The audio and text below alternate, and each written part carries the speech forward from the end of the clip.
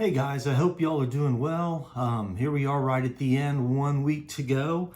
I know it's gotten kind of crazy with the virus blooming again and a lot of adjustments being made here at the end of the semester.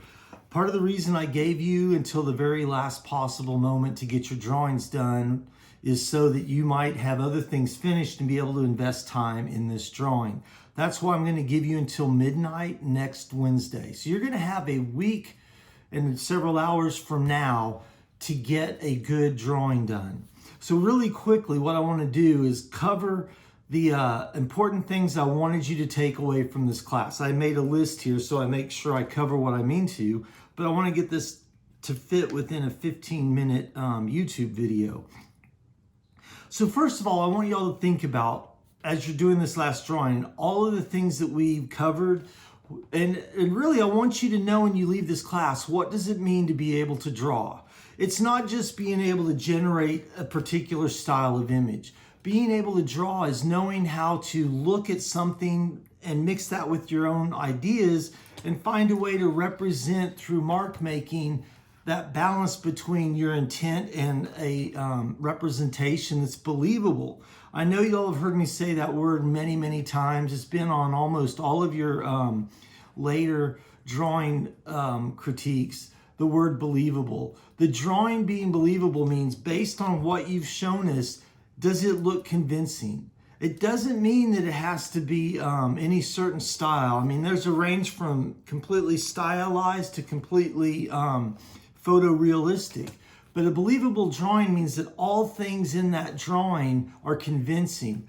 The way you've drawn things is consistent. They all seem like they exist in a logical relationship. Now, as you get into advanced classes, you can play with this and turn drawings into all kinds of different things, but they still have to have this sort of coherence to what you've drawn and represented. So one thing I want to challenge you all is to know the techniques I've shown you.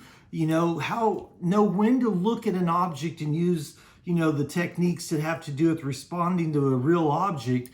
Also, understand how our mind can interpret things based on knowing the rule of the ellipse and the cross contour, and how to sometimes, even in my own drawings, sometimes I'll have something that looks a little flat and that'll be drawn the way that I'm seeing it, but I know I need to create something more to it. So that's whenever I basically invent the rule of the ellipse through cross contours. That's a way that you, once you understand these things, you can use references mixed with your own kind of creative invention of understanding based on what things really do. And the more you do it, the more you'll develop that. And finally, I want y'all to know that part of being able to draw is understanding what you're looking at, not taking the world around you just as this sort of, 2D surface that exists. It's actually this very elaborate and complex space that has light bouncing all over it. And what we're seeing is a, relationship of all of these things in this 3D environment in which we live. So I want y'all to know that I know several of y'all, I gather, are actual photo majors, or at least wanting to be photographers. And I don't believe that one art form is, different than another. It's all the same process. And especially as a photographer, you're going to have to understand how the world exists three-dimensionally so that you can find, the best angle. You'll understand the way that light sources work. I don't expect y'all to be, drawing on a level of the old masters, but you still have the ability now, I hope, and demonstrate that to me in this last drawing, to be able to convincingly plan out a design of a drawing, which takes into account lighting, three-dimensionality, the existence of forms in space, all of those things. Because as you start making photographs, you'll start to know that as you change the angle of view of a camera, it's just like doing different thumbnails. As you change that view, it completely changes our interpretation and context of the art. So all of you, I hope, can take what we've learned in this class and apply it, not only for your final drawing, but in your own artwork as well. Now for the final drawing, what I'm looking for is a demonstration that you really understand all of the things we learned. I'm not going to have a checklist of, did you show me this, this, and this? When I look at your drawing, I am going to be looking, number one, the things that are absolute is defining the entire picture plane. I don't care what format you choose, if it's a, panorama, a square, a rectangular form. Maybe even some of y'all want to be creative and try to do a circle as a composition. I don't care what format, but you have to define the picture plane. And then every area within that picture plane has to be activated, or at least seem activated, through establishing an area with shadow that fades out. I don't mean just making some marks and scribbles to activate a space. I mean actually do something intentional. This last drawing is your final exam. I just want to see you demonstrate through this drawing that you can apply the things that we've learned. I want to see the entire picture plane activated, defined with a definitive boundary, and then I want everything in there developed in a convincing and believable way. I know that we haven't had the time, and it's hard. Without being in class, I can't make y'all sit there for 2 or 3 hours and work on a drawing. There's this it's like breaking the sound barrier of creativity. When you're just doing something and you start out, you're in this certain place that your mind is here and the work is there. And even if you're drawing from reality, that thing is off in the distance. But what I want y'all to know is it takes time, and it's this magical little boundary that you'll go through when you're focused and concentrating, that all of a sudden you'll forget what you're doing and you'll just be doing it. I mean, not to sound like Yoda, but it's that difference between, do, don't try. Because sometimes I think when we first start drawing, we're just trying to draw. And there's this point that I want all of y'all to reach in this drawing where you are so involved in it that you forget that you're doing anything other than just what you're doing. And it's a magical thing that I want all of you to find. Now, for any of you that are, let me make sure I'm not missing something.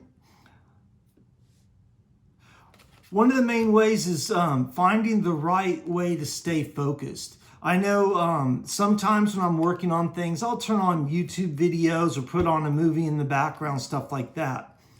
That is always just when I'm if I'm having to do just the work part of the art. That's like, okay, I already have all of the creativity figured out, or most of it, and I'm just going through the process of finishing things. That works. But the problem is if you're trying to get into that creative space and you're constantly having something that stops you and changes your focus, it's going to completely work against what I'm talking about, of being able to focus and get into that, magical creative space. And it's not necessarily that you're making the creative decisions. It's just that you are so focused in what you're doing that this effort becomes kind of complete. It's like your entire being and focus is into what you're doing.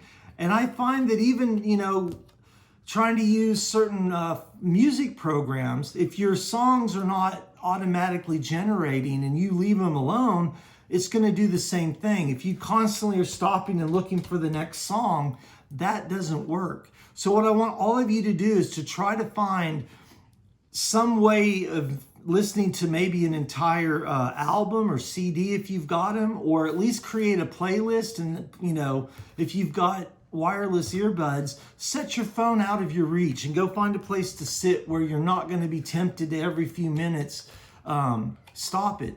Also, I recommend turning your phone to airplane mode, even if you're trying to get drawings done. A lot of times I don't even acknowledge my phone when I'm actually trying to be creative, because I don't want even the text alert to make me look and be tempted to break what I'm doing, because sometimes just checking a text, going to see what they said, will lead you down a path that all of a sudden is 15-20 minutes and you lost that creative thing. So on this drawing, I want all of you to really try to find that space for at least, a good chunk of the drawing.